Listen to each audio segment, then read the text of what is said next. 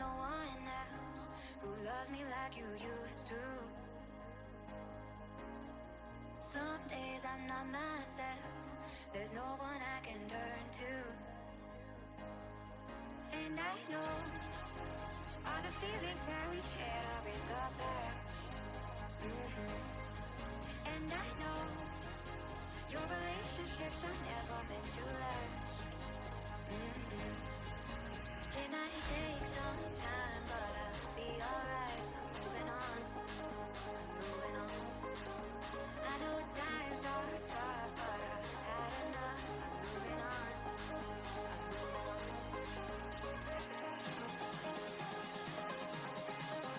Moving on, moving on. I know times are tough, but I've had enough. I'm moving on, I'm moving on.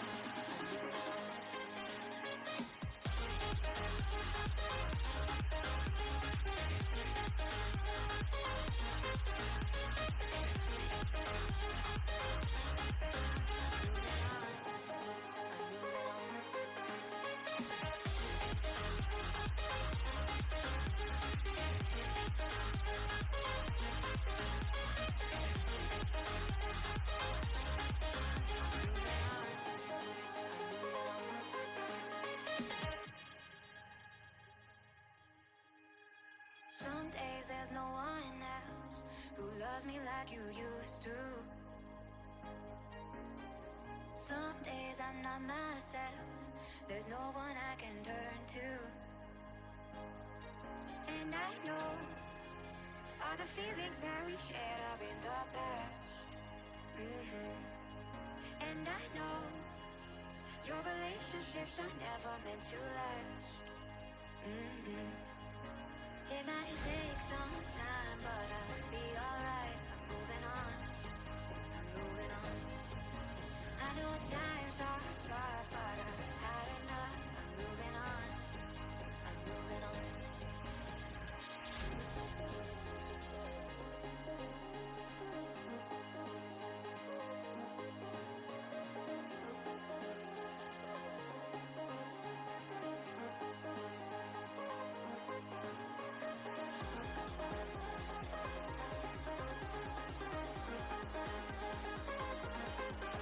I know times are tough, but I've had enough. I'm moving on, I'm moving on.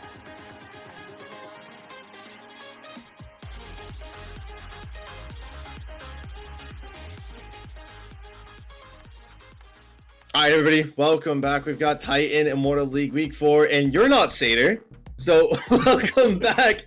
And Ty, how was your cast over at, I believe you were doing Rivals of Ether or something? Yes, it was, some Rivals of Ether and Rivals 2 at Genesis X. So it was a good time. But speaking of good times, we are back here with Titan Esports on Thursdays with Horizon and Akuma. So these two teams, not exactly the strongest teams that we've seen so far.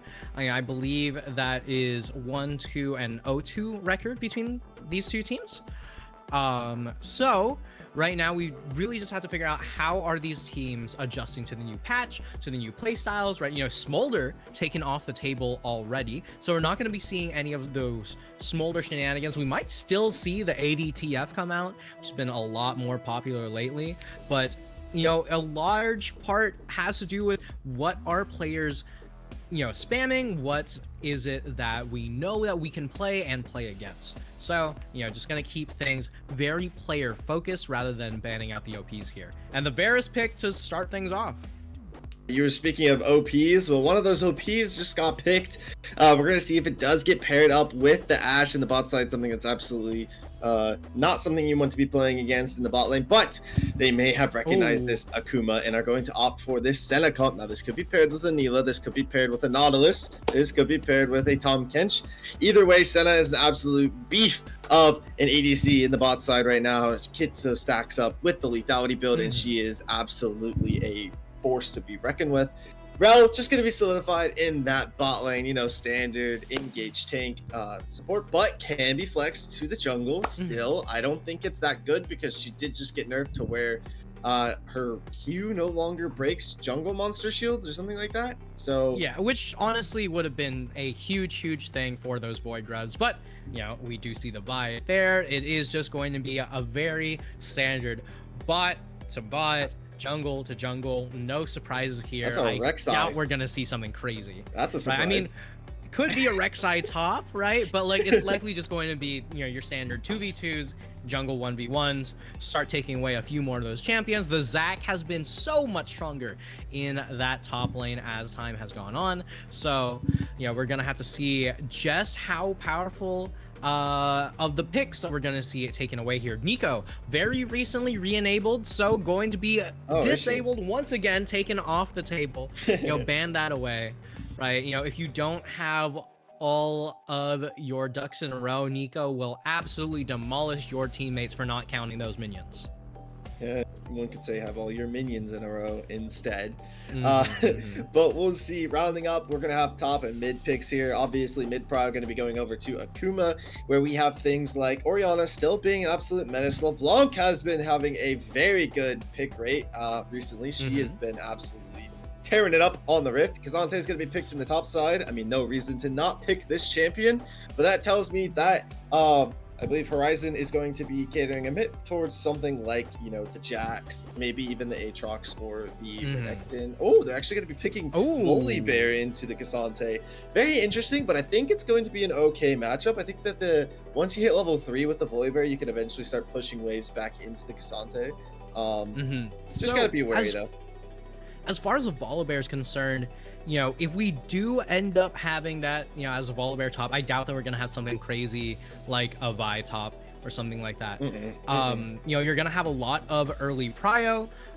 Now, these mid lane picks here are, very insular. Like, you could literally kind of slot these anywhere. It doesn't really seem, I don't really see a reason as to why to leave these for so late in the draft outside of these first 3 picks being things that you truly and completely believe in, right? Kazante, totally normal pick here. Volibear, a little bit more atypical, right? I mean, seeing that in the top lane, he's going to be able to smash the level 1, get the prio level 2, and then we'll see what Horizon can do with that past that point, because there are 2 ways to play Volibear, right? So either one, you build full tank, and once the laning phase ends, you're not really going to be able to split push. You're not really going to be useful outside of the team fight, so you really have to just stick with your team and run away with a lead. Or 2, you just build straight for the split push. You're just going to continue on to that side lane. You're not really going to be doing much in terms of team fighting, but someone leaves you alone for 30 seconds, that's a tower gone, right? But either way, we'll have to see how things truly develop on the Rift itself, as both of these teams still looking for a way to put themselves into a good spot. Now, I have to ask you, Entai, do you think pro comps recommended this Rek'Sai?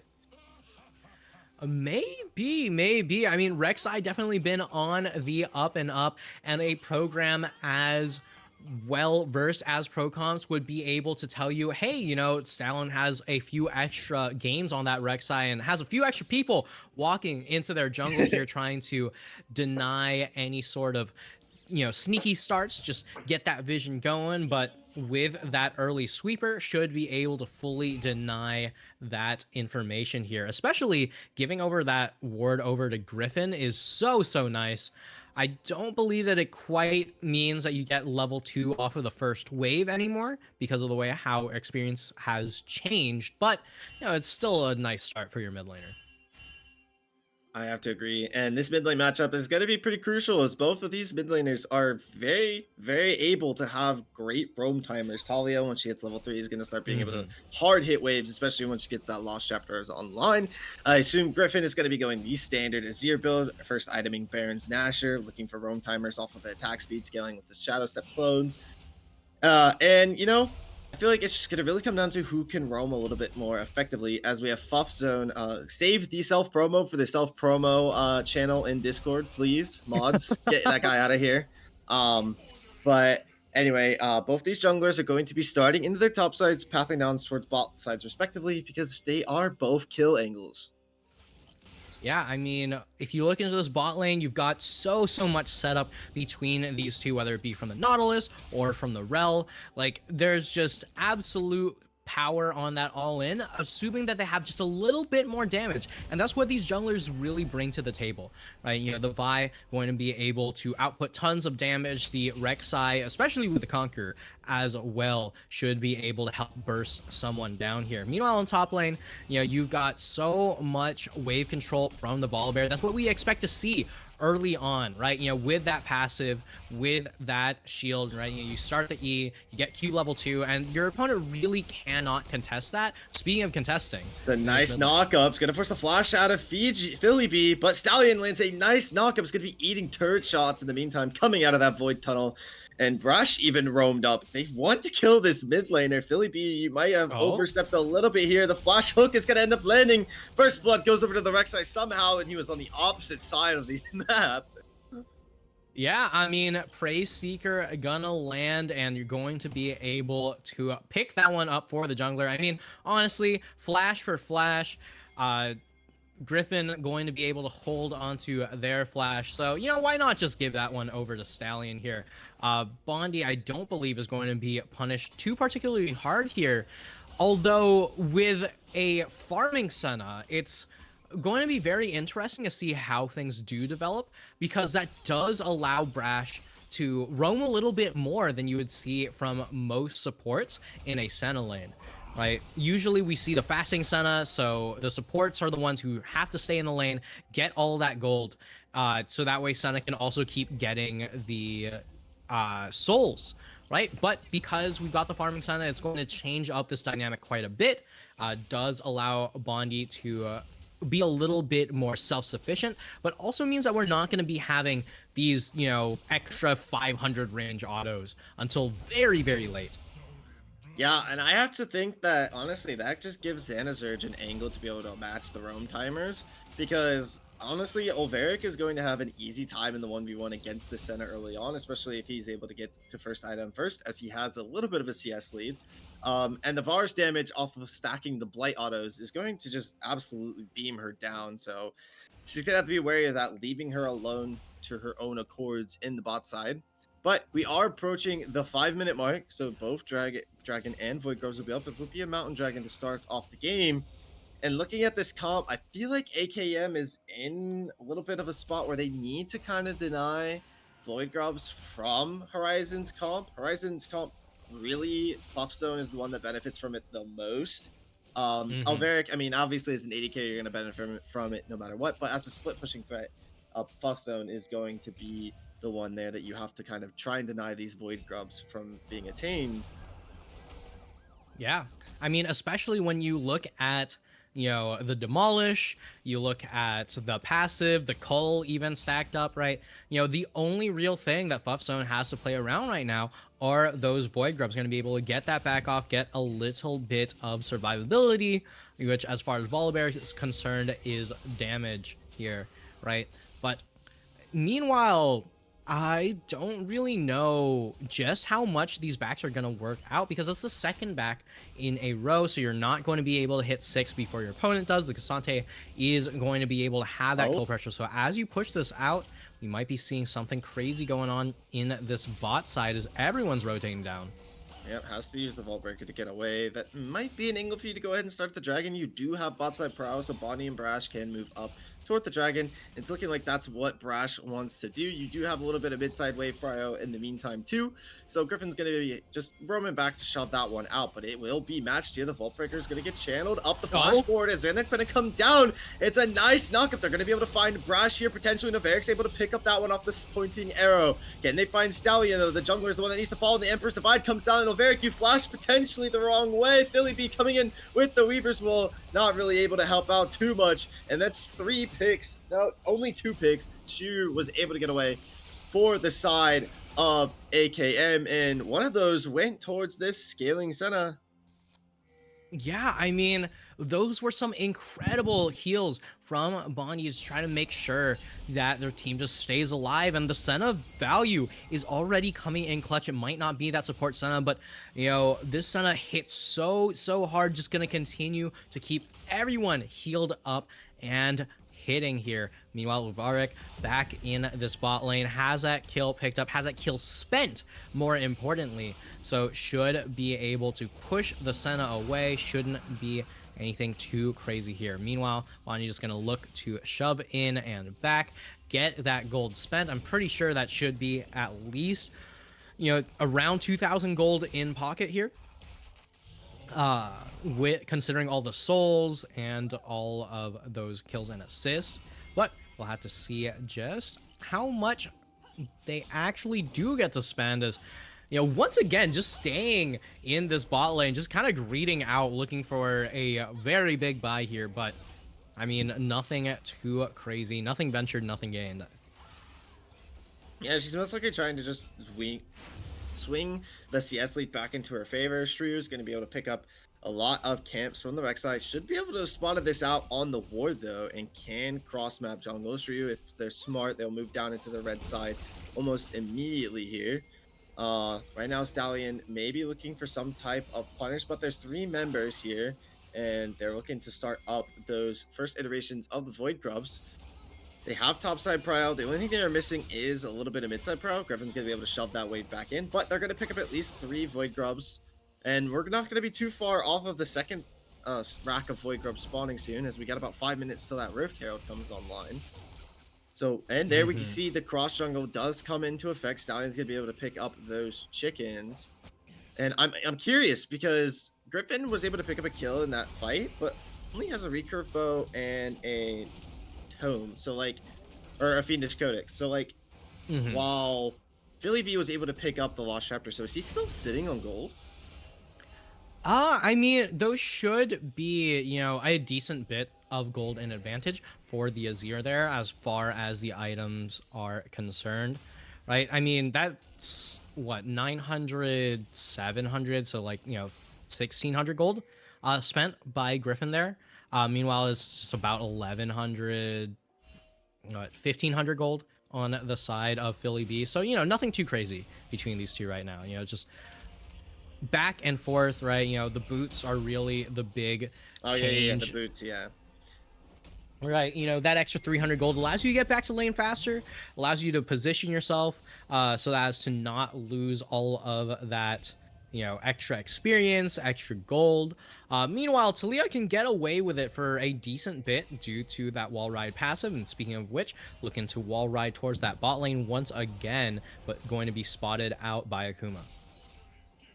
Yep, like I mentioned, where and when these mid laners can roam are going to make a big impact on this game. And so far, Griffin has the advantage in that factor at the moment. But Shrew is going to land that nice assist combo. Will the Magnustor be able to pull in 3? It will, and it forces out a TP, but Xansurge is the one that ended up picking up that kill. Stallion is forced to flash away. The Emperor's Divide comes in, is able to knock up both, and Shrew is going to end up falling. Another flash forward is going to help get a double kill for Xansurge there. Probably not the position you want to be in, and the Weaver's Wall is going to come and help solidify that pick onto Griffin. 3 ultimates, though, making that 4 ultimates used there for, I believe it was only 2 kills picked up in the bot side, though. And yeah, I mean, a couple of those back. 4 ultis to get 2 kills. Meanwhile, only 3 ultis spent on the side of Akuma, as Bonnie didn't even have a chance to ult there and might be looking here. Yeah, they're going to end up punishing Philly, but he is able to flash that hook, but the root from Bondi does end up landing, and he picks up that one. 2-1 on the Senna, has the yellow moves online, and meanwhile, a potential tower dive here as Fluffzone is looking to slay Fireflames, but the tower is already firing back, and he is a little weak. 1 W from this Volibear could re-heal him back up if he decides to go for the tower dive. Shrew was in the area, but no ultimate online, so they're going to decide just to back off of this one, especially with Dragon spawning in 50 seconds. That's with that dragon spawning and with no teleport, that should be able to drag Fireflames up towards this top lane. And there's so much armor being picked up by this Cassante that you're going to be losing out on the ways how to deal with those grass procs, those passive procs, right? So much magic damage and so much mixed damage that comes out from this Volibear. It's one of the reasons why this champion just excels at taking over the early laning phase. It's just a matter of how long will you be able to push this advantage, right? With that ultimate down, it's going to be very difficult to really do too much on this follower except shove waves, get that cull finished, and make something of yourself here. A Fire Flame is always going to be useful towards the latter stages of the game, as Bondi still looking to farm up, get a little bit extra damage onto that dragon here. Shreya's Nothing not there. too crazy, but oh, they're going to be able to get this for free, and meanwhile they're going for a topside trade-off advantage. I don't entirely know if I like this play. The Cease and Desist is going to be able to knock him up and chain him to death. Shreya does able to pick up that one. Does not give it over to the top laner, unfortunately, but they're going to transition that into, I believe, Rift Herald should be... No, okay, the timer was bugged a little bit. We still got a minute for Rift Herald, so they're going to get those 6 stacks. They are going to get a pick onto Ulveric, though, which is a shutdown, so I feel like the trade-offs in this scenario favor Akuma a lot more than they favor Horizon. But I don't know about you, Anti. I mean, honestly, the question here, right, is if you're Horizon, are those 3 Void Grubs really that worth it, right? Your opponent now has that dragon stacking win condition on the table here. You gave up a shutdown on your AD carry, and To be Azir, of all people. yeah, I mean, Azir kind of scales a little bit. To be fair, pretty much every single champion on the side of Akuma scales. The single champion that kind of struggles to scale is Stallion on that Rek'Sai, but right here, just trying to make something happen early on, right? It is your transition phase here, going to be able to bring your team to the points of the game where you can really start to take over. Meanwhile, Ulveric, while they might be on a very, very strong champion, it's a question of, will the Varus be allowed to auto attack? Like, who is your front line? Rel as a champion can get tanky enough, but it's Rel going to be tanky enough to save Ulveric? I don't know about that. Splash. He needs to get to the wall, but he doesn't flash over the wall. He chooses to fight this with the Bork, and that might have been a missed decision. Doesn't even get the pick onto Stallion. Instead, Stallion picks him off. I get where he's coming from. He wants to stay and fight, get at least 1-for-1 trade, but your Rel is right there. Just flash over the wall and get out for safety. Yeah, I mean, just opts to try to fight. It might have been a 1v4 the last time, but this time a 1v3, still not exactly going to be good numbers for you, Ulveric. As 3 deaths on that Varus is shaping up poorly here. That's one of those champions that you really need to be doing well, because the Varus is going to be so much of your later damage. I have to agree, but we're going to see a nice knock-up onto Griffin. Can they find the burst damage? Flash over the wall from Shiryu, but there's that lo and behold stopwatch we all know and love. Shutdown. Empress Divide is going to give a little bit of damage on the Philly Bee, but not nearly enough to be life-threatening. And that solo pick there might have just opened up a free Rift Herald for Horizon. I don't think that the shutdown is too drastic. Horizon does have a bit of a gold lead. It's only about approaching 2k off this Rift Herald, but bot lane will be able to slay. I believe this is the first tower. Chains ended up coming down onto Brash. One more pointed arrow may be able to kill him, but he's going to flash forward to Chain CC. Ulveric's coming in with a knockup. This AD carry is not allowed to have any fun. Yeah, I mean, that's at this point, right? You just grin and bear it. You're playing weak side AD carry, despite being the hyper carry of your team. And your team's just gonna shove down that top lane, right? That blue first tower, that first tower was taken for the side of Horizon Gaming, which, that's a decent amount of gold into the pocket, right? An extra 100 gold for that first tower bonus, but it's still definitely not gonna feel too great as the AD carry here, right? It's still a whiles away before you can get to those key items, like, that Terminus, that Jack Show, the Rage Blade. There's just so many things that you could be looking for here, but all of them cost so much. Yeah, I agree. And we're going to be seeing potentially Griffin here finishing second item. The Haunting Geezens has been picked up, though, for Talia, so she's going to have a little bit of an advantage. Sundered Sky on the Vi as well. That's going to be pretty devastating. But we have the Kerchi Shard. Soon to be, I believe, 2 items. I don't think that's just a component, right? I think I'm losing my brain cells. Soon to be a 2-item Senna with, can we get a stat check stacks. How many stacks the Senna has so far? I'm gonna guess like around like 16. 40. Oh, Oh, okay. not horrible. So should hit 100 around the 25 minute. So she's gonna have some of 80, and that's a voltaic cyclo sword on Senna. Okay. All right. So we've got some interesting decisions being made here, right? So while this isn't the fasting Senna, right, we're not going to be getting any of those stacks very quickly.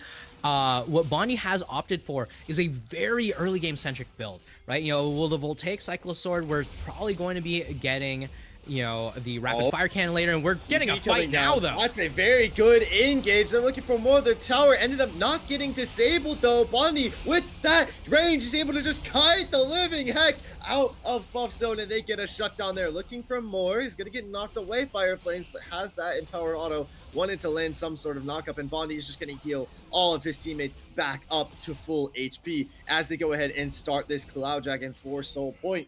And the Chains of Corruption were already used out of Olveric, as well as that Cease and Desist. So now you're just relying on this Magnet Store from Zanzurge to come in clutch as the MVP here. And All Out is still online for Fire Flames. Can take either one of these characters out of the fight if he ever so chooses to. But they are just going to leave this dragon. Soul Point picked up for Akuma. All right. I mean, just like that, Bonnie, you know, got fully engaged on, and it was looking so good for Horizon, but a timely flash, a timely ultimate, and the Dawning Shadow just does so much for the entirety of Akuma. You know, that shield just covers everyone, and okay, this teleport could be big. This Weaver's Wall, it's only going to catch out Brash, though. That's a tank on the other side of the wall, so he's going to be fine dying as long as the rest of his team lives. So you get one out there, you fail in taking the mid lane turret. Now you're just going to move towards the top side. I'm interested to see what the play here is. Are they trying to take the red buff, or are they still trying to force a fight? Looks like Buff Zone wants to continue to fight here. But yeah, they're just duking it out over a red buff. I mean, only 2 of you can pick it up because the Baron hasn't spawned yet, but very interesting re-engage. Yeah, I mean, you use the teleport, you use the Weaver's Wall, you're going to be able to pick up 1 kill here or there. But, you know, League of Legends is an objective-based game, right? 1 kill does not mean 1 objective worth of gold. The question is, can you take that moment, that opportunity, and really turn that into much more? You know, Bonnie still farming up, still looking to get a little bit more power. But I do believe that, you know, Buff Zone is going to get an opportunity to just 1v1 Fire Flames here. This could be big. There's got to be careful because Fire Flames has the ghost online. If he chooses to proc it, the All Out did not get used last fight, so can pull this Volibear back into an advantage for himself. And he's got a Bramble Vest and Balmy Cinder online with the Iceborne. I'm starting to feel like there's an angle where Buff Zone can't fight this Cassante. Yeah, I mean, that's exactly what we were talking about earlier, though, right? Where with Volibear, there's 2 angles you can really look to go for, where either you build tank and you can be that big, beefy frontliner that your team really needs, but you're not really going to be able to win any of these side lane fights. Or you build full damage, and you will immediately pop when playing with your team, but someone leaves you in a lane for 30 seconds, that's all the tower's gone.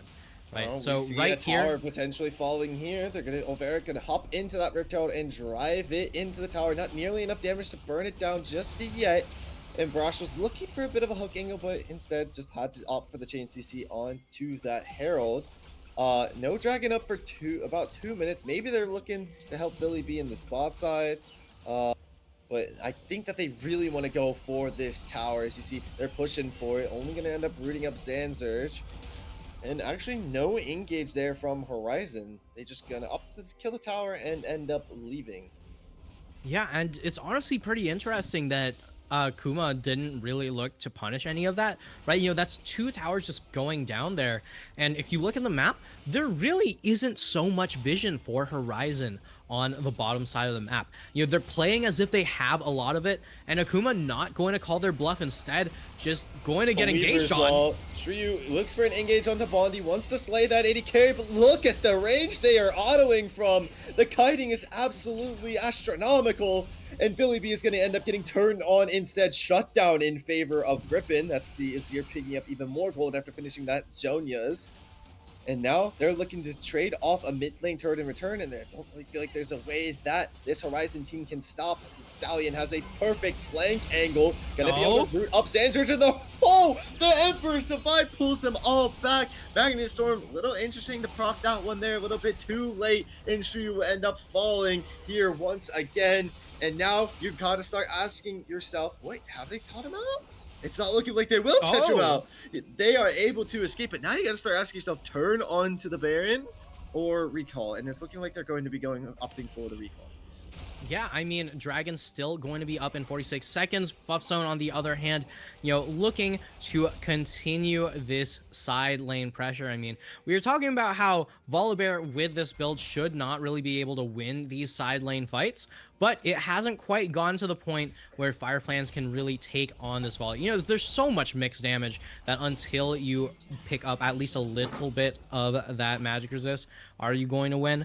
But with Soul Point inbound here, Akuma just make that decision. Hey, we don't need the Baron for this. We don't need to go for it all right now. We might have something spicy happen a little bit later. In the meantime, if we get here first, we can get all of that vision.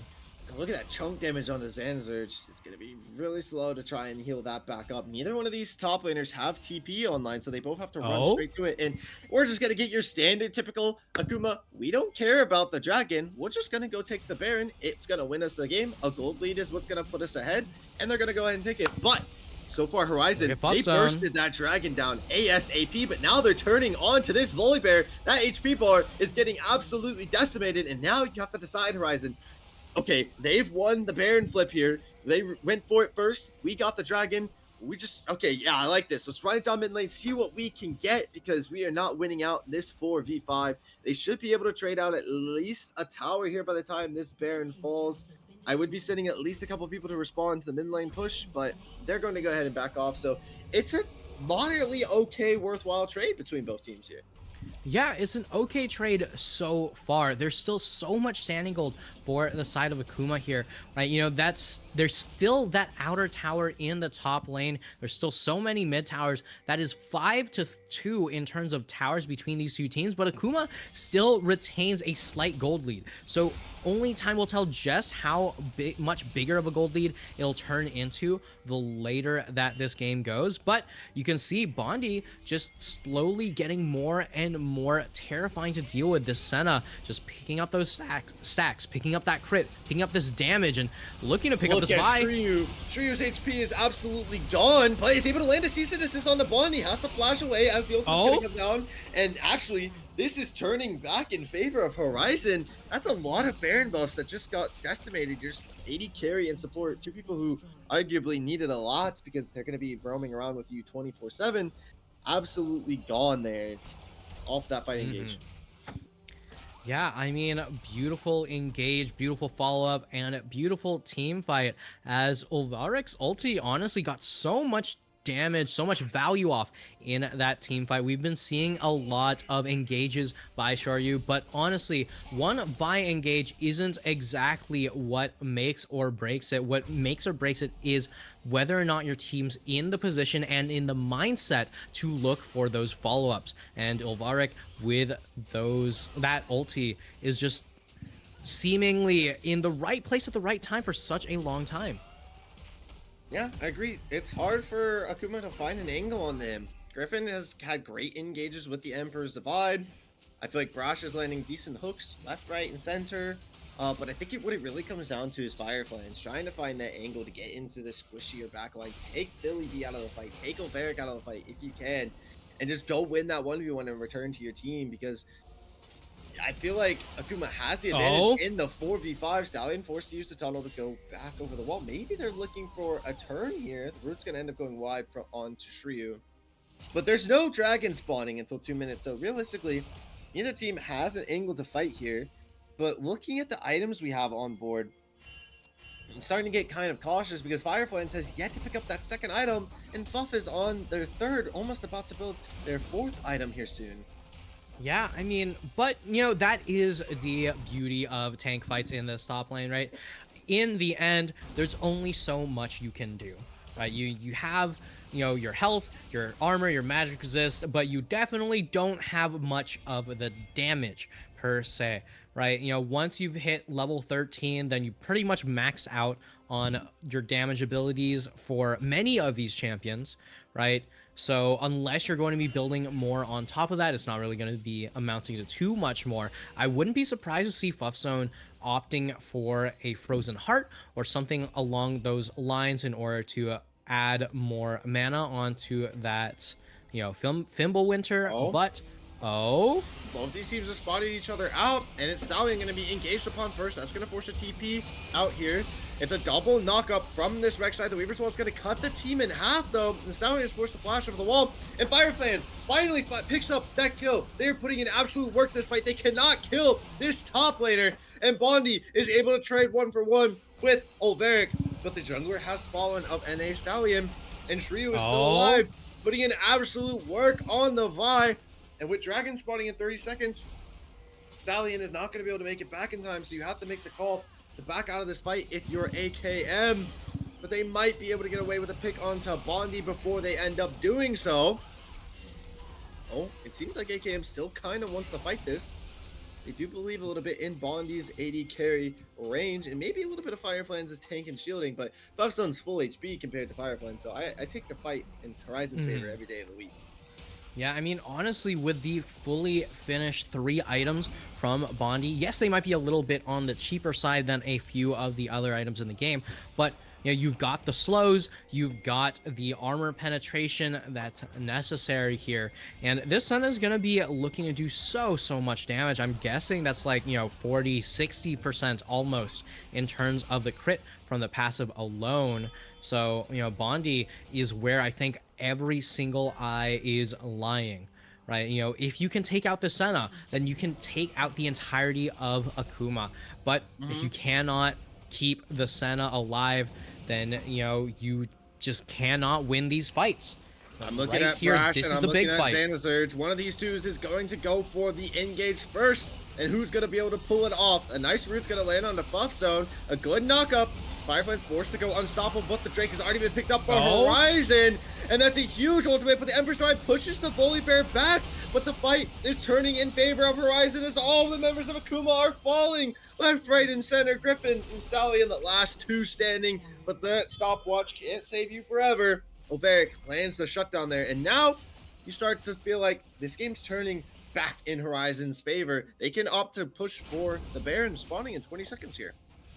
Yeah, I mean, unfortunate for Akuma there, as, you know, they spent so much trying to keep Bondi alive, and Bondi, you know, just going to be able to survive for just a little bit longer than, you know, what was anticipated, but not long enough for what was necessary, right? You know, Ulveric just pumping out constant damage, and, you know, Griffin's divide was so good, but you cannot divide by 0, and when your entire team is dead, it just seems like it's all for naught. The dragon going down as well denies yet another soul point opportunity for Akuma here, as Horizon is starting to strain them across the map. You know, that's the beauty of this scaling composition, you know, just starting to work out as the Talia and the Varus just output so much damage in the later stages of the game that it honestly, as long as you have meatballs in front of you like that Vi, like this Volibear,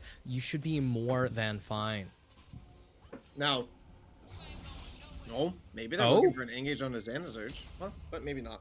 I was gonna say, Stallion on this Rek'Sai early game was really starting to surprise me. But then again, I remember it's Rek'Sai early game, and now it's not so much surprising me because it's getting one shot almost every time it goes in. So, yeah, I mean, and that's not even with, you know, particularly high damage items. These are, you know, pretty bruisery items, right? But there's so much damage that some of these champs output, you know, like that Terminus Varus, like, you know, the Sundering Sky, sorry, on the Vi. You know, there's just so much damage you have to be worried about, have to be ready for, and especially with the Sterix Gauge shield just immediately getting popped by Xanazurge in every single one of these fights. you have to be super careful because there's so much less tank stats than you were expecting. Oh, baby. Looking for an engage there for you with the Volt Breaker. Unable to find it just yet, though. But I can tell they're itching to go for this Baron. They keep shoving out this mid lane and moving towards that objective. You have TP online for Fluffstone. Fireflies as one of their own, though, so gotta play that a little bit precautionary. Stallion just throwing some abilities over the wall, you know, trying to fetch out whether or not they've started it as they have cleared up the vision.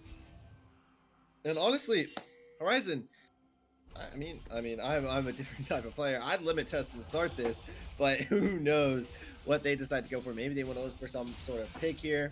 I feel like right now they have a bit of the advantage. The past couple of team fights have gone exponentially their way, so I'd be feeling a little bit of confidence right now that if you opted for a flip, you could win the team fight, but they are not feeling it the same way. You definitely could go for a flip, but right now Horizon don't want to flip. They want something tried, true, you know, kid tested, mother approved, right? You know, just get those Wheaties in you, you know, the breakfast of champions, you know, try to find some way how to pull out ahead here because, you know, you haven't really been doing so much winning this season, right? You know, it's not like you're sitting at the top undefeated, right? You know, these teams have been struggling to find their identity, find, you know, their opportunities to really, you know, get that winning strategy under their belt here. So you're just gonna take it calmly, cleanly, and not do anything too crazy. Griffin, on the other hand, walking a little bit far forward. That was pretty crazy, if I do say so myself. I'm Xanazurge on Rel right now. I'm beefing for a Flash Magnet Storm engage here. Like I'm begging them to group up and overstep the boundaries just a little bit so I can make that engage play. But this Horizon team is literally teasing us with this Baron right now. They keep walking to it and have yet to touch it, but now they are putting it online. It's down to 10k HP and burning pretty fast, but they are opting to run away now. But your HP bars are pretty low, and this could be a re-engage for Akuma if they opted to go for the fight. But neither one of these two teams want to fight anymore. We're really getting the NA League of Legends treatment now. Woo, baby. I mean, in the end, just farm. Who really cares? You know, Bondi is just ever going to get stronger, right? You know, and the Azir Griffin is still just looking for an opportunity to pick up that death cap. Meanwhile, this dragon slowly going to be dying itself here. Already at 3k. Shreyu, Ball Breaker with the wall, was unable to steal it, and the soul has been picked up. The Weaver's wall comes down, but all of the members of Akuma are shielded up, and it's Buff Zone in the middle of a 1v3. Stallion able to pick up theirs in the team fight, and Bondi is able to slay that tank in the back line, and this is looking all Akuma blades once again. They are able to pick off 4 members. Will any of them be traded out? It's not looking like it. Will they be able to ace, though? I think that Natalia is going to be able to run away. Brush is not going to let them, though. So it'll be a clean ace. And now we see TPs into the mid lane. They can just run it down the mid lane. This is a potential end angle, though. The only person up in 24 seconds will be Xanazurge and Shreyu. So I feel like you run mid lane, get a mid inhibitor, and then run back to the Baron. But no, they're just going to opt to send K'Sante down mid lane. Yeah, I mean, you got the K'Sante coming on in. I do believe that Fireflies has that demolished. I'm not 100% certain, don't quote me on that. But, you know, Bondi and Griffin just outputting so much damage here. You know, you've got the Leandries, you've got the Nashor's Tooth, and, you know, both of these players sitting on very important components for their next item. Shouldn't be anything too crazy before that point, but these are some of the most important items in the game for these two, right? You know, that's the rapid fire cannon, that's the death cap, right? You know, these items that are essentially, you know, the big core item spike for these two champions, where you're going to be seeing Griffin output so much damage in these fights, and Bondi's going to be nearly impossible to find for Horizon. You've been committing that Vi ulti every single time, but it's barely ever worked out. I mean, the sun just stays alive for such a long time, and now with that rapid fire cannon, with that BF sword, should be outputting even more damage, so it becomes even more of an issue to leave them alive. I have to agree with you there. The other thing I wanted to mention is Buff Zone potentially ending up falling here. Oh, it's going to go unstoppable to delay the knockup, but you don't really think you can delay much in a 1v4. You're going to end up falling anyway. That is a massive shield. will end up dying anyway to Bondi of all people. 8-3 and 13 on the Senna, putting in absolute work. Can we get a stacks check? I just want to see if she's capped 150 or anything by now.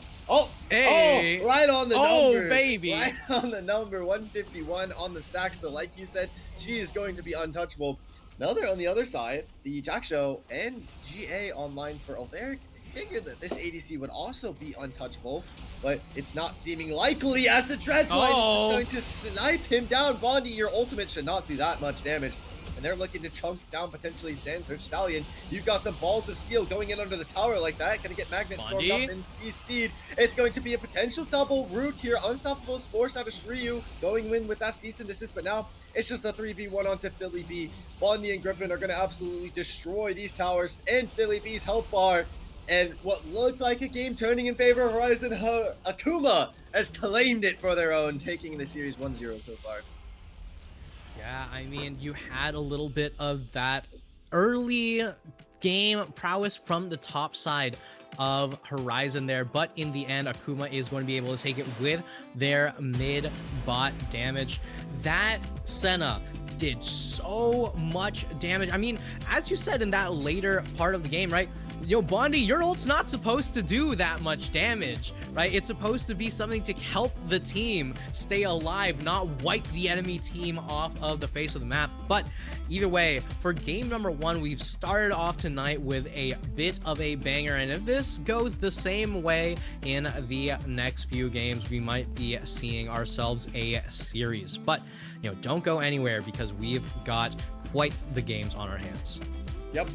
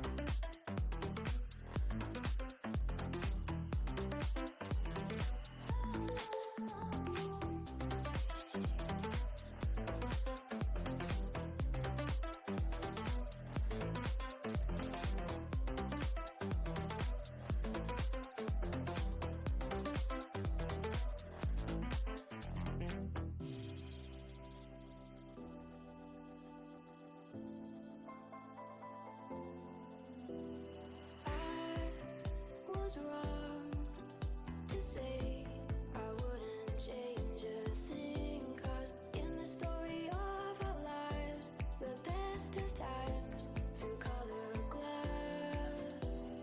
Time rolls on enough to let me move on past, but every little now and then it creeps on back to shade my smile.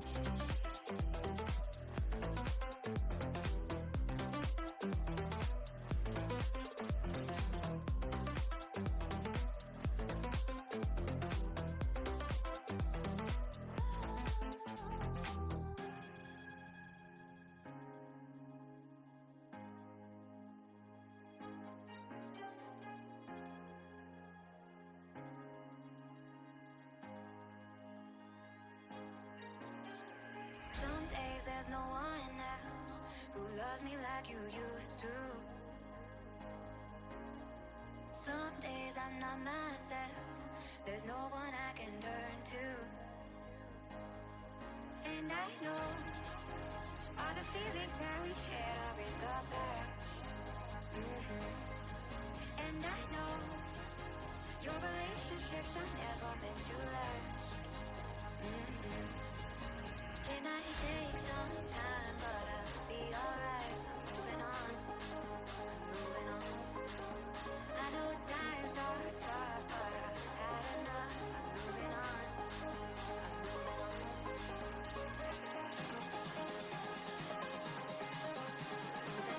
moving on. I know times are tough, but I've had enough. I'm moving on, I'm moving on.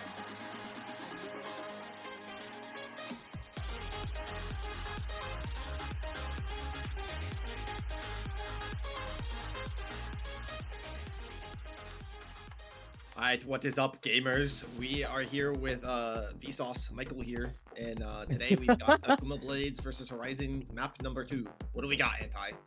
All right, I mean, we are here at game number 2. It was a from behind win from Akuma, as you know, Akuma and Horizon were just going toe to toe. You know, these teams just looking to solidify themselves in the standings. Horizon, I believe, still looking for their first win here. Meanwhile, Akuma just once again taking away the very tried, true, and comfortable picks from Horizon, right? You know, otherwise there's no reason to take away the Akali if you don't know whether or not Philly B can play it, right? Meanwhile, you know, you are going to be taking away the Akali, you are going to be taking away the Briar, the Shinzao, right? You know, these picks that are good, but really only good in the hands of players who you know can play them. So, you know, we can see that Akuma has done their due diligence, Horizon the same. I mean, all I'm saying here is that if you're going to be able to take away specific player picks, what better way to do so than with pro comps? I have to agree with you there, and Procom seems to be the loving force today, so if you want to have the angle to level up as an 80 carry, make sure you go check out Procom. They will tell you exactly what to pick, when and where, based on your playstyle, your statistics, and what currently is the meta for your rank. So make sure you go check them out. And speaking of things in weird ranks, we have a Seraphine Nautilus bot lane. All right, I mean, Seraphine Nautilus definitely workable, right? You know, not the worst thing on the planet. Usually you do see the Seraphine paired with something like a Sona, like a Soraka, like a Lux, right? Something to try to, you know, one, allow the Seraphine to really continue with that damage output with a little bit of lockdown, or two, allow the Seraphine to, you know, really double up on the healing. Meanwhile, Akuma and Horizon just going to continue to bring out the bot lane versus jungle matchups for the first 3 picks here. It is going to be Shoryu's Vi picked up once again. Meanwhile, NA Stallion on the Viego should be able to do a little bit more than what we might have seen in the last game. I mean, Rek'Sai can only get you so far. Meanwhile, if you're resetting across the entirety of the enemy team, you can see a lot more damage that you have to be worried about. That early game from the Rek'Sai was definitely really helpful though. Meanwhile, Horizon still going to be taking away the same champions from the side of Akuma that we saw the last time, and the Akshan takeaway. All right, I mean, it makes... I respect it. It makes a lot of sense, especially because with that Seraphine put in the bot lane, you have to have some AD somewhere. So, you know, by taking away the Akshan, by taking away the Yone, you remove a lot of the AD mid lane threats. So then it's going to be a lot on the top lane threats. You know, do you play Irelia, Fiora, Camille, right? Any of those crazy champions? No, instead it's going to be the Udyr, right? You know, saying, hey, Fuffzone, we know you're going to be playing a tank. So we're taking away these picks. Try to keep the DPS away here, but I don't know. I don't like it with your top. I fall in the viewer categories when everyone was picking it in LCS for like 2 weeks, and everyone's like, stop picking this, it's bad, and all the pros are like, we know what we're doing, shut up. I don't like it. I don't know. I mean, like, as far as I'm concerned, right? Udyr top, man. busted champion, really good champion, but you have to play around in a very specific way that's really hard to practice in solo queue. It's so like... because of that, right, you're going to be getting... Oh, hold on. No, that's definitely going in the mid lane. Maybe, but I mean, regardless of whether or not it's in the mid lane, that doesn't stop us from seeing it as an AD or an AP pick here, especially because, you know, a little bit of the nerfs coming through did make the ADTF, you know, still relatively strong here. But that brand pick is particularly interesting because we're not used to seeing brand mid, and I sincerely doubt we're going to be seeing Viego in a lane. So it is likely Griffin's brand mid coming out to destroy these team fights. I don't know about this. I've seen crazier things than Viego mid in my time, Zantai. You would not believe me. I mean, crazier things than Viego mid. I feel you. I feel you. But yeah, and our lovely producer Chris wants to show off the brackets here. As you can see, Omega Mario Kart 7 absolutely dominating. Cannot wait to see them on stream once again. But can we get applause in the chat for Chris's wonderful scene here? I mean, how animated it is. I mean, this is like elegant. Shout outs to FOF Esports. But either way, shout outs to Titan Esports as we're going to be on the Rift once again. Yes. As you know, I have no idea just what we're going to be seeing from Griffin's brand here. It could be, you know, like we could be seeing, hold on, that, okay, so right now we're going to be getting a little bit of shenanigans in that top lane, nothing too crazy just yet, but Philly B has fleet footwork on that Twisted Fate. And Adorn's Blade. And Adorn's Blade. So anything you want to say to me, Cilantro, about that ADTF? I got nerfed, so I don't think it's good, and I think that it's going to show. If I'm being brutally honest here, I don't. You know what? I'm gonna cast a cursed Philly B and be brutally honest. I don't think that the AD Twisted Fate is going to shine. And I say that because I want them to show me that I'm wrong. I want them to prove me wrong. But we'll see. They are up against a brand. Don't know how that's going to be able to fare off. I feel like it kind of makes sense against the brand. Gives you a little bit of a lane advantage early on. That is until brand gets the Lost Chapter. Because, as we all know, AD does a little bit more damage than AP early on. In the terms of Twisted Fate, though, where most of your stuff comes from an auto, don't really feel like that's much the case either. But both these bot lanes soon to hit the level 2, and Xanasurge is going to get that Dredge line. Maybe mistiming it a little bit there. Unable to find that, but I feel like Horizon's bot lane is not really a fighting bot lane, whereas Boney and Brash are gonna want to fight 24/7. Yeah, meanwhile, top lane is just going to be your standard Ornn versus Udyr, right? In the words of a phenomenal top laner many years ago, Tapoon, I think the team that picked Ornn first, that team gonna win. And Akuma right now sitting at 1 win, and Horizon still chasing their first. It seems very rough for Brash. Oh my god, has to flash away already as Ulvarik gonna get engaged on here. Yep, Stallion had a very nice pull there on the Viego coming in, trying to help clean up one of those picks, as Ulvarik had to burn out that flash. Ignite ended up coming down onto Brash, but was unable to pick up a pick there.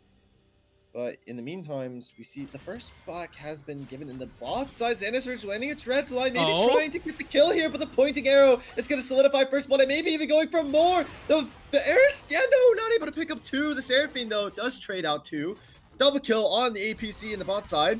Meanwhile, they're looking for an engage on a Philly B, forcing out that flash. Not really able to find that Vault Breaker with the copy picked up on the Shreyu, but it's hard to tell who really came out on top there. I want to say Ulvarik because they got 2 picks. They still have waves they can push out here, but I mean, we'll see as it plays out later into the game.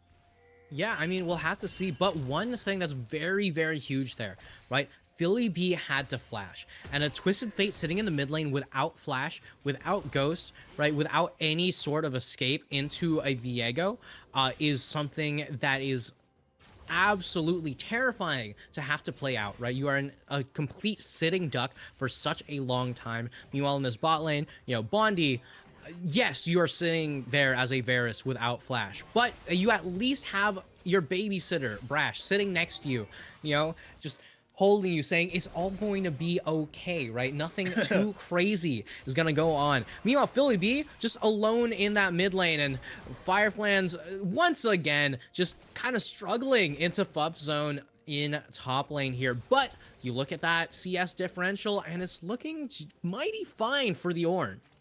Yeah, if I'm him, I'm really not that worried. All he has to do is basically not die, and he essentially ends up winning his lane because Udyr needs a bit more items to end up getting online, as we see Griffin and Philly B duking it out. No flash on this Twisted Fate, as we have mentioned before, but they pick up the kill, as Xander's is going to be able to roam up. Brash did not have the timer down just yet. Shreyu ends up picking up that one on the Vi. Yeah, I mean, you see right there, they're trying to punish the lack of flash on Philly B there, but, you know, you already saw that Shreyu was in the area. Yes, you might be able to win the 2v2. You have to wonder, where is the entirety of the enemy team? Like, where is the rest of Horizon? And they were right in the wings, you know, just hiding just barely over the horizon, as Stallion trying to make something happen yet again in this bot lane. Maybe a little bit of a force here, but who knows? We'll end up seeing, looking for the engage onto Ulvarik. Brash has got to land the flail, and it does come down onto both of them, and is able to stun up that Seraphine, but it's just too tanky, Xander's, and they're turning the fight back around on the Stallion, and actually, who's unable to get the reset, gets picked off, just barely. Brash will end up falling to Shreyu, as well as Philly comes in with the TP and is able to slay Bondi. Right now, this game is looking a lot like Game 1 did, where Horizon is absolutely decimating the early game.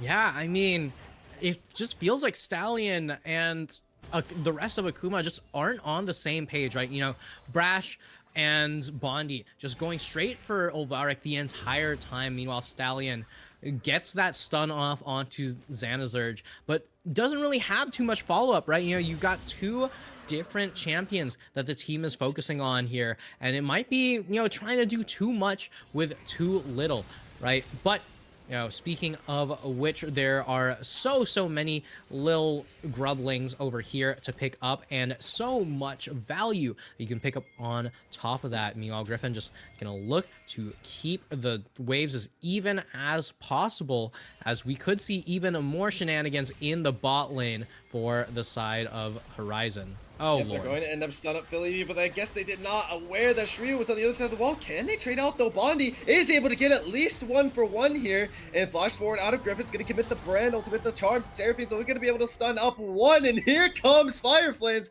out of nowhere in the bot side with the call of the Forge God, able to knock up both to save that support from dying. So a fight turned back in favor of Akuma there, and I don't think Stallion is ready to potentially get this up just yet. Wants to find the Seraphine, but is unable to get the angle offline. But we got a 3-0 Seraphine in the bot side so far, only picking up those Ionian boots. So I'm very curious to see where the flow of this game is going to end up going. We have different levels of Fed all across the map on both sides here.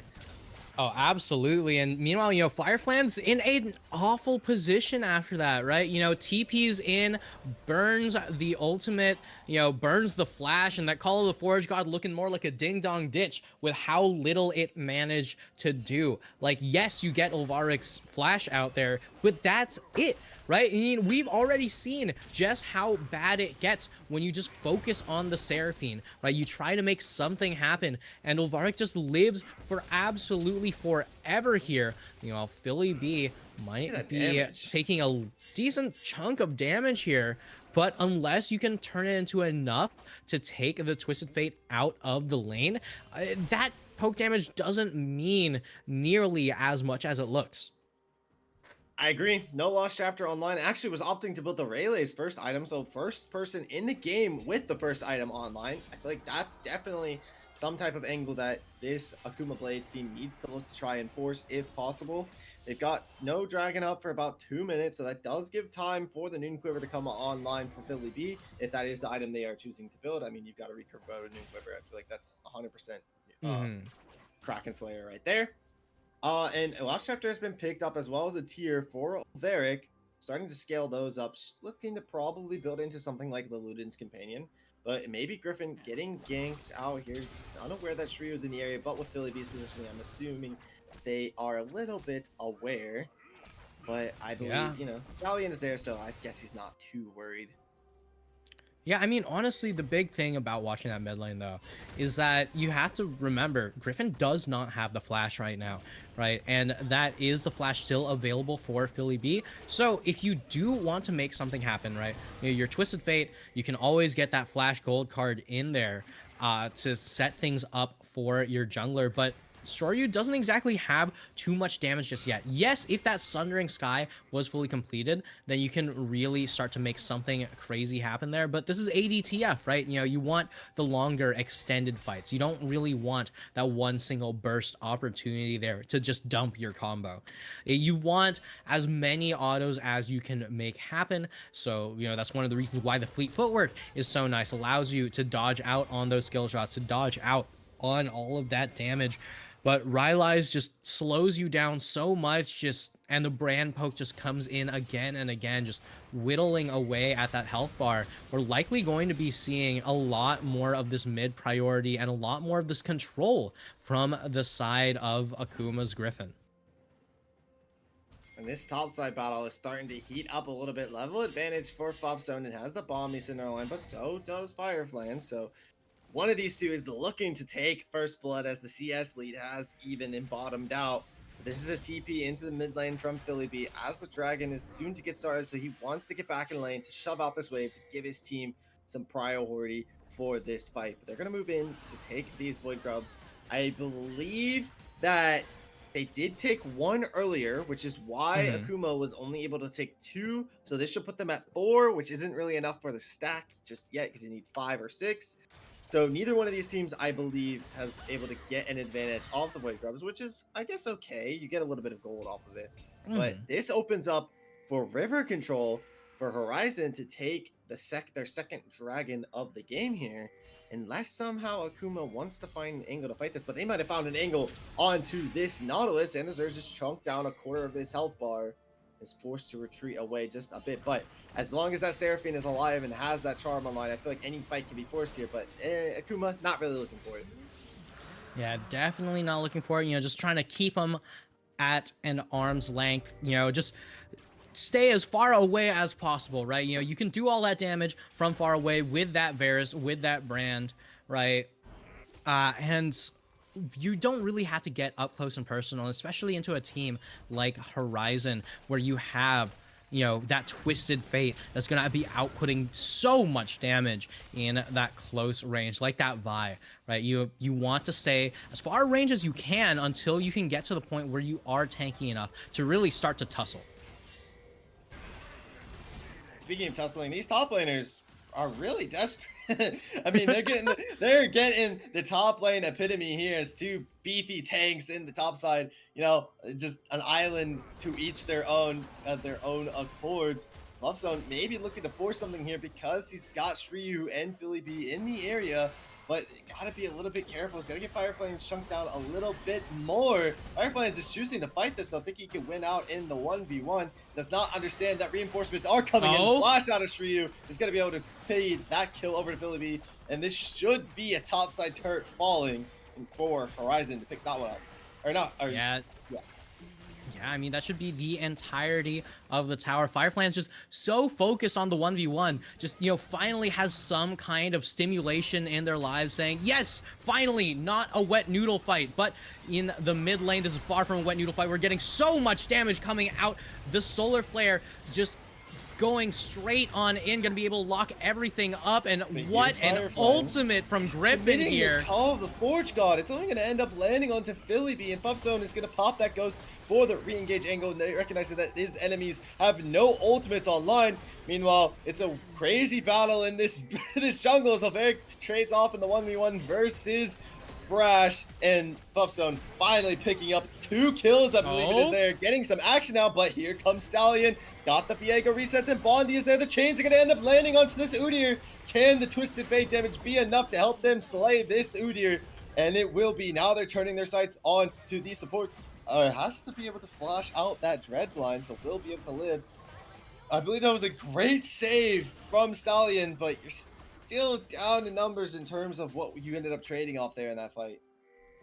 Yeah, I mean, the trades aren't looking great for Akuma there, right? As Bondi just got there a little bit too late.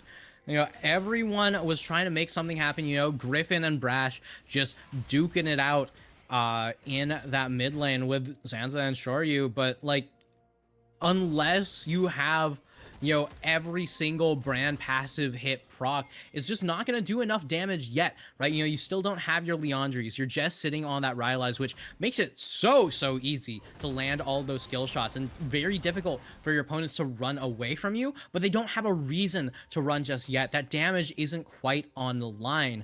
Meanwhile, Firefly's still looking for that first item completion, right? I mean, this Ornn can only get so tanky without finishing any items. I have to agree with you there. And, you know, the Sunfire's online for Fuff.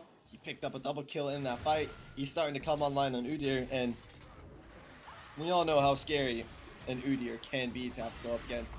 And Akuma, they're going to use that advantage. They're going to go ahead and look to take up this Rift Herald.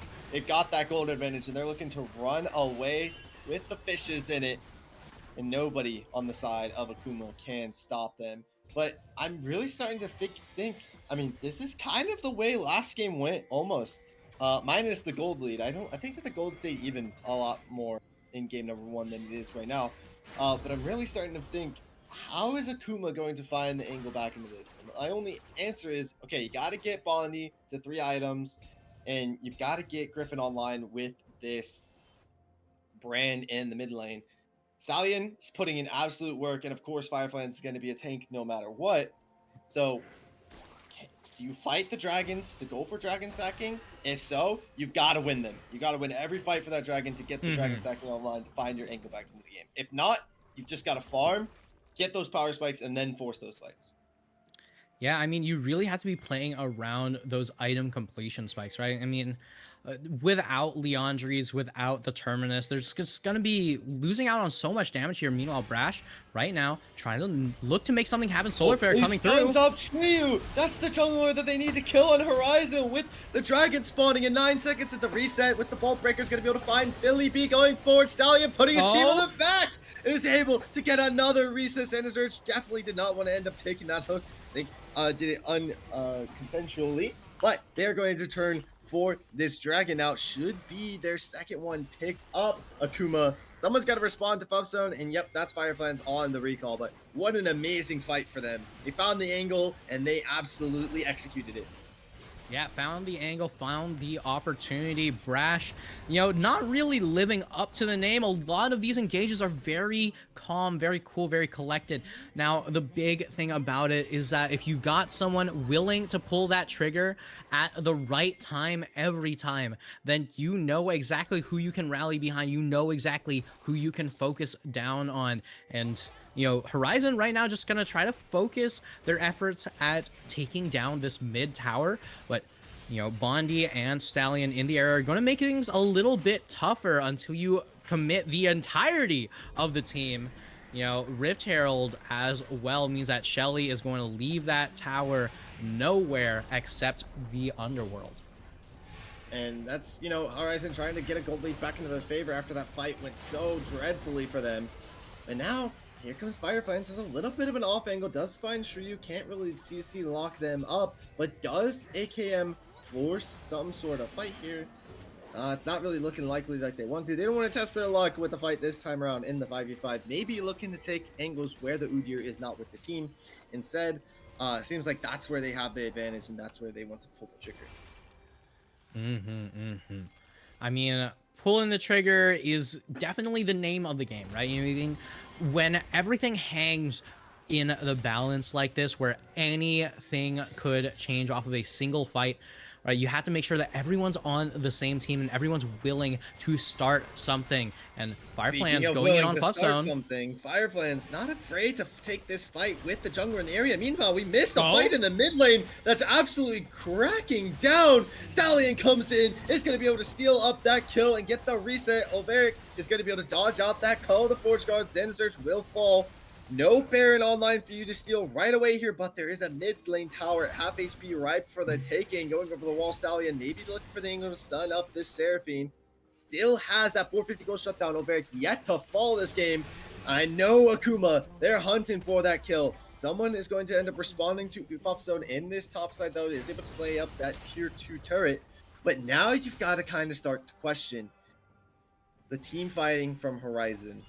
This Udyr so far, in the past, couple of fights here and there, is only getting value split pushing. Yes, he's picked up a tower or two there, but your team is kind of falling without you there, and that's going to start leading into objectives falling.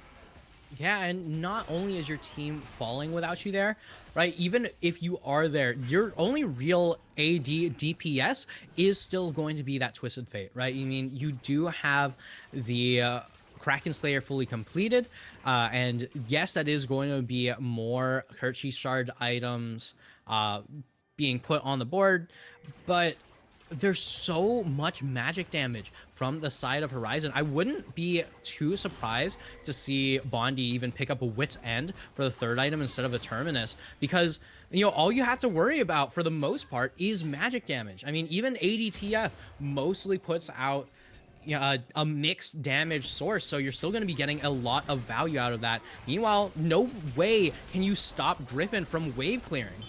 And nor can you stop him from chunking down Philly being Puff Zone as they get absolutely deleted from the game. And now they're looking to run down this Udyr as trying to go unstoppable, but gets stunned up before he can. It's a shutdown for Stallion. This Viego is putting in absolute work right now for his team. Definitely going for that MVP of the game. Had a wonderful Rek'Sai performance in the last game, and now his Viego is absolutely shining.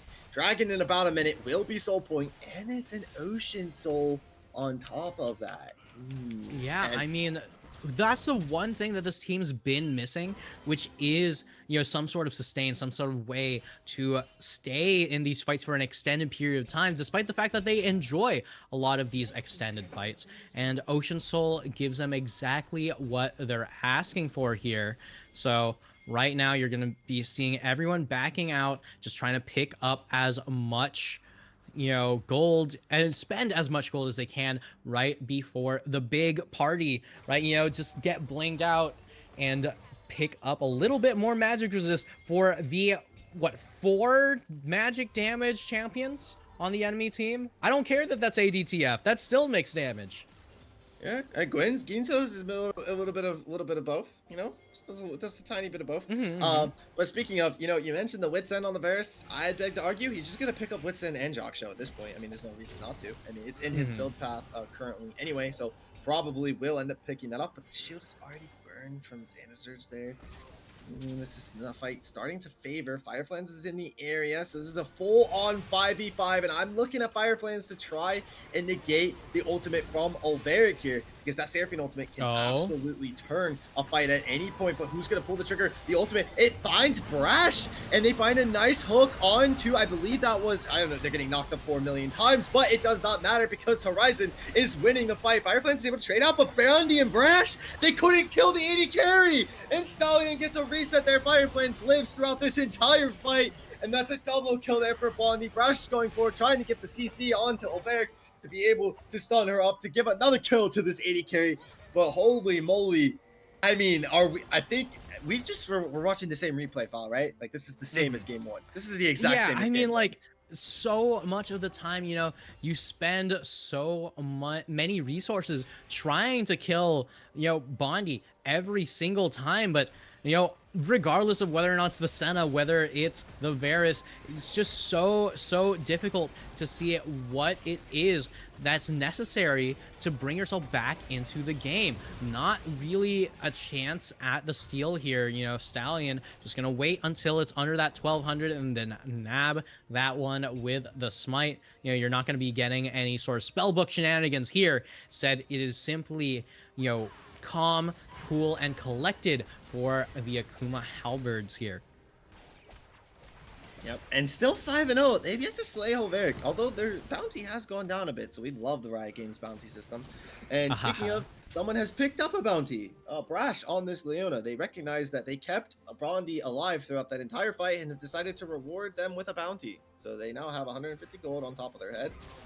Meanwhile, I believe that Ginzo's Rage Blade has now been upgraded by the Ornn, as you can see there.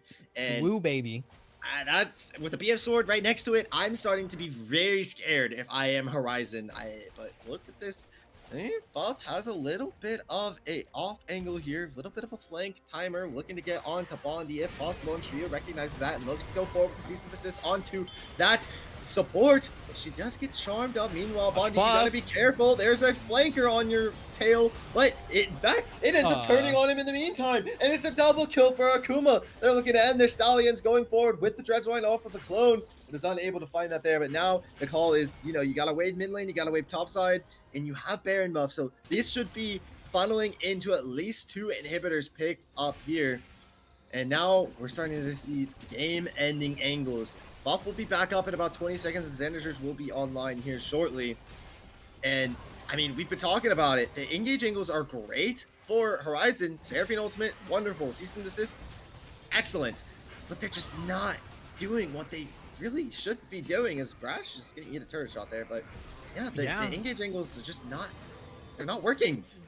Yeah, I mean, the engages themselves are phenomenal, and the angles that they're finding are so good. It's just the damage isn't quite there, right? I mean, you've got an Udyr in the back line being an aggro tank, but, you know, you can only really aggro tank for so long, right? You can only, you know, make people mad for such a long time until they turn on you and then just instantly pop you, because this is a Terminus finished Gwynso's Rage Blade upgraded Varus, right? I mean, 7 and 3 on the Varus. Bondi is just outputting so much damage, and your backline has to deal with the fact that Brand ulti is just tearing straight through it the entire time. Stallion also allowed to just tear through that back line and just reset on repeat, while Brash is just going in solo. He sees Xander's, he just does not care. The Seraphine ultimate's gonna come down on Brash, and he doesn't care about that either. Shrio's gonna get burned up inside that jungle on top of 3 members in Philly B. You're the next one to fall. And now you're starting to think you don't even need Dragon, you don't even need Baron, you have all the members dead, and you have a tank that's still alive. He can just tank the Nexus turrets for you and end up winning the game, but he's roaming towards the bot lane for some reason. But they're going to be able to pick up this middle inhibitor, looking to get the pick on Olveric. The stun's going to come down, and that will be slain. Now they're going to have the wave here. No TP for Fireflan, so interesting why he's not here in the fight with his team, but they're looking to end the game anyway. They do not care if they have the tank frontline or not. Buff, you are going to be worse for wear here. Stallion's going in on you with Brash, and that just means you will end up falling. Flash is the game over. Little bit of a taunt there, gotta say, but the Nexus should fall here no matter what. And Akuma is able to take the game 2-0 in a stellar performance, very much like game 1. Yeah, I mean, game number 1 was so much more back and forth. I mean, a lot of what Horizon was trying to do ended up working for game number 1. Meanwhile, game number 2, Akuma, really started to snowball with that Viego pick, right? And Stallion, honestly, just started taking over, right? There were a lot of forced misplays at the early part of the game, but the later things got, the more gold under their belt, and all of a sudden the Viego is something that you have to be worried about the entire time while you have a brand ult tearing through your entire team. Yeah, I tell you, I told you I didn't like the AD Twisted Fate, and I did not like the AD Twisted Fate. I did not like it. Griffin absolutely gapped in the mid lane there, and Akuma in general just gapped as soon as we got to the late game. Stallion 100% won the MVP vote there. So yeah, I gotta give it to them. And Overic, I mean, you played really good. Like, all props to this Horizon team. You guys played really good, and you stuck it in early game to Akuma. Just gotta find the angles to hit the closeout, and I think that you'll start seeing a lot of games turn back into your favor. But Akuma, they take the dub here today. I believe now they move up to 3-1 in our standings. I believe it'd be 2-2. I thought they were 2-1. Akuma won. Pretty sure that was 1-2. Let me pull up the document. Thank you. Oh, they were 1-2. Thank you, Chris. Yes. So they'll be 2-2 All right, now. moving so up to 2-2. Tied for 4th place, depending on who wins between Iridescent and Novasphere. All right. But either way, that will do it for today. Once again, I'm happy to be back casting the Immortal League with you, Cilantro, and I am looking forward to what we do have for the rest of this season here, as Omega Mario Kart 7 has been on an absolute tear. And on the other side, we're still looking to find that first win for Horizon Gaming, right? I mean, honestly, flashes of brilliance, just a matter of really capitalizing on them.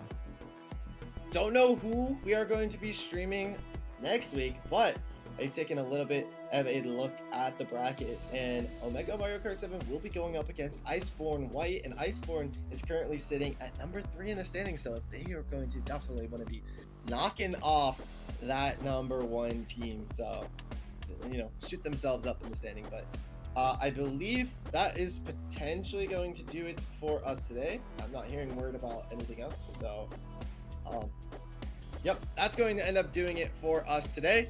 We hope you guys come out next week. Make sure you follow us on our Twitter and all that jazz. Join the Discord and whatnot, so we can keep you updated on next time we go live and who will be playing. So we will see you next week.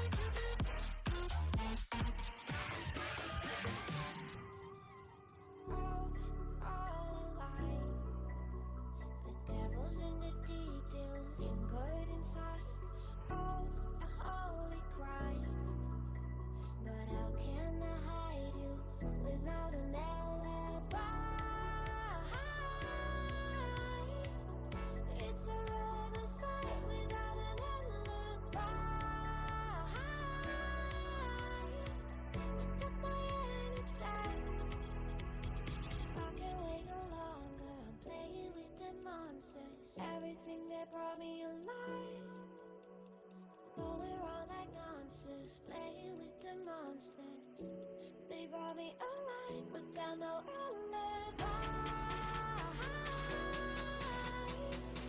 It's a lover's fight without an alibi. Took my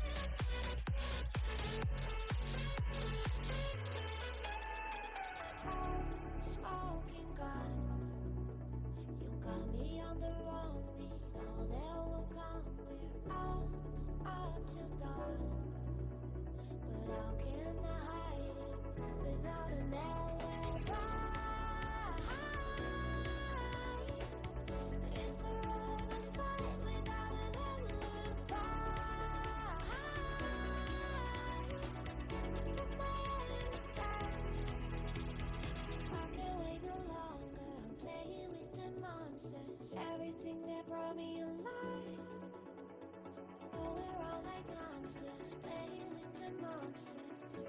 They brought me alive.